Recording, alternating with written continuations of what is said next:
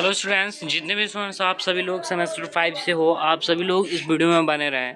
इस वीडियो में आप सभी को जो कल पेपर था कॉर्पोरेट अकाउंटिंग का, उसका जो है ना आपको आंसर की मिलने वाला है।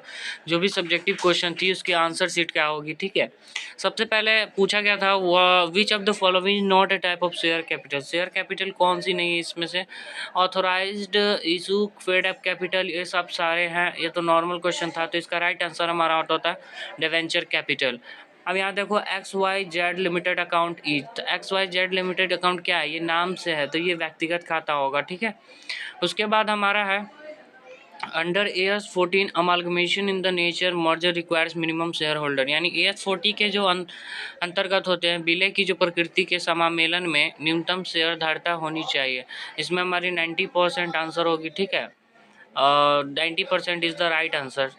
The method of valuation of goodwill include, ये तो बहुत आसान क्वेश्चन था। सुपर एवरेज एंड कैपिटल, ये सारा हमारा क्या होता है, ख्याति परिकलित करने की विधि में शामिल होते हैं। The minority interest is consolidated balance it represent, समेकित आर्थिक जो चिट्टे होते हैं उसमें अल्पकांश हित डैश का प्रतिनिधित्व करता है। सूत्रधारी कंपनी के हिस्सा remaining external share holder share debenture holder creditor, तो इसमें राइट आंसर हम अगर remaining external share holder share in subsidiary company, जो सहायक कंपनी होती है उसमें बचे हुए जो बाहरी अंशधारियों का हिस्सा होता है वही प्रतिनिधित्व करता है, ठीक है। उसके बाद हमारा यहाँ पर क्या, हाँ, preference share can be redeemed only out of, पूर्वाधिकार अंश जो होते हैं वो केवल क्या होते हैं, डैश में से भुनाया जा सकता है। यानी कि शेयरों का जो नया निर्गमन यानी जो जारी हुआ है और या विभाज्य लाभ है उसमें से हमको क्या होगा, ये भुनाया जा सकता है पूर्वाधिकार अंश को। इसी में से involuntary liquidation who prepares statement of affairs, यानी कि जो खुद से समापन करते हैं किसी भी कंपनी फॉर्म का, वो आप मामलों का विवरण कौन तैयार करता है। तो इसमें हमारे जो डायरेक्टर होते हैं कंपनी के, वो हमारे करते हैं, not liquidators, not share holder and नहीं कोर्ट, ठीक है। IFRS स्टैंड फॉर, ये तो सब जानते होंगे, इंटरनेशनल फाइनेंसिंग रिपोर्टिंग स्टैंडर्ड्स, ठीक है।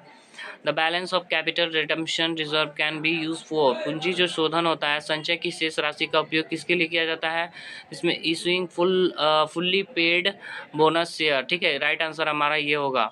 उसके बाद है which account is prepare to know the profit loss on dissolution of a company, इसका राइट आंसर हमारा होगा ये पुनर्मूल्यांकन खाता, परिसमाप्त का अंतिम खाता, डिफिशिएंसी अकाउंट, इसका राइट आंसर होगा वसूली खाता। ये इसलिए होगा क्योंकि यहाँ पे डिसोल्यूशन किया जा रहा है, ना कि यहाँ पर पुनर्मूल्यांकन किया जा रहा है, ठीक है। तो right answer will be realisation account. Next हमारा ग्रुप बी के अंदर जो क्वेश्चन आई थी आपको शॉर्ट आंसर टाइप के अंदर, वो देख लो।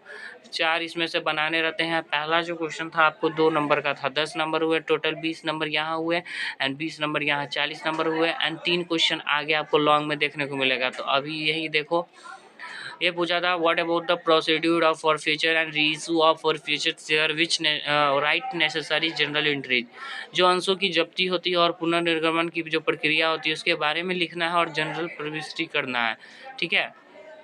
उसके बाद है व्हाट इज़ वॉलेंट्री लिक्विडेशन, जो स्वैच्छिक समापन क्या होती है, खुद से जो करते होंगे लिक्विडेशन, वही हमारी जो है ना वो आपको बता देना था। राइट है शॉर्ट नोट ऑफ IFRS का वही इंटरनेशनल फाइनेंशियल स्टैंडर्ड रिपोर्ट वो वाला बता देना था। एंड डिफर कैसे है ये इंडियन GAP से, तो GAP का फुल फॉर्म लिखकर एंड उसको डिस्कस कर देना था, बस इतना ही करना रहता है, ठीक है। और दोनों को शॉर्ट नोट डाल देना, हो गया। Clarify the concept of valuation of share, जो अंश का मूल्यांकन होता है उसकी अवधारणा जो है ना आपको स्पष्ट करनी है, उनको उसके बारे में बताना है। ये देखो, ये क्वेश्चन आपको आई थी, goodwill on the basis of capitalisation, goodwill निकालना था। आसान क्वेश्चन था, सारे को ऐड करके 5 ईयर्स का है तो इसको डिवाइड करके एंड फार्मूला पे सेट आउट कर दो, पता है। और उसके बाद हमारा है equity share and share holder, ये भी आसान क्वेश्चन था, इजी था शेयर होल्डर और इक्विटी शेयर के अंदर। उसके बाद हमारा ग्रुप सी के अंदर लॉन्ग आंसर टाइप क्वेश्चन पूछा था, answer any 3 question of them, difference between internal reconstruction and external construction, यानी आंतरिक जो पुनर्निर्माण होती है वो क्या है और बाहरी पुनर्निर्माण। ABC लिमिटेड है द ऑथराइज्ड, ये आपको क्या था, प्रैक्टिकल क्वेश्चन था, आप देख लोगे ऐसे, ठीक है। इसी तरीके का आपको क्वेश्चन पूछा गया था, ये इसका हिंदी है एंड ये C नंबर क्वेश्चन था इस तरीके का। एंड ऊपर आपको आते हैं तो ये आधा यहाँ है, ठीक है, इसी का क्वेश्चन है। एंड आपको लास्ट डी नंबर क्वेश्चन पूछा गया था, 3 मेथड्स बनाइए वैल्यूएशन ऑफ शेयर के एंड शॉर्ट नोट्स 2 बताइए इसमें से। एक तो कंसोलिडेटेड बैलेंस शीट है और दूसरा रिडेम्पशन ऑफ डिबेंचर है एंड तीसरा methods of valuation of goodwill है। ओके, तो ये तीनों जो है ना आपको ये बनाना है, ठीक है। Consolidated balance sheet, redemption of debenture, methods of valuation, ये 3 आपको बनाने, 2 आपको इसमें से बनाने थे, बाकी तीनों पूछा था आपको शॉर्ट टाइप क्वेश्चन में। टोटली जो आपको क्वेश्चन पूछे गए हैं वो मैंने आपको बता दिए, जो आंसर की है वो बता दी। चैनल पर नए, चैनल को प्लीज़ सब्सक्राइब कर लीजिए, सब्सक्राइब में साथ है। धन्यवाद। कॉर्पोरेट अकाउंटिंग का अब जो है ना पेपर ख़त्म हुआ, अब कल पेपर है आप लोग का कॉस्ट अकाउंटिंग का, ठीक है। मिलते हैं नेक्स्ट नए वीडियो के साथ। धन्यवाद।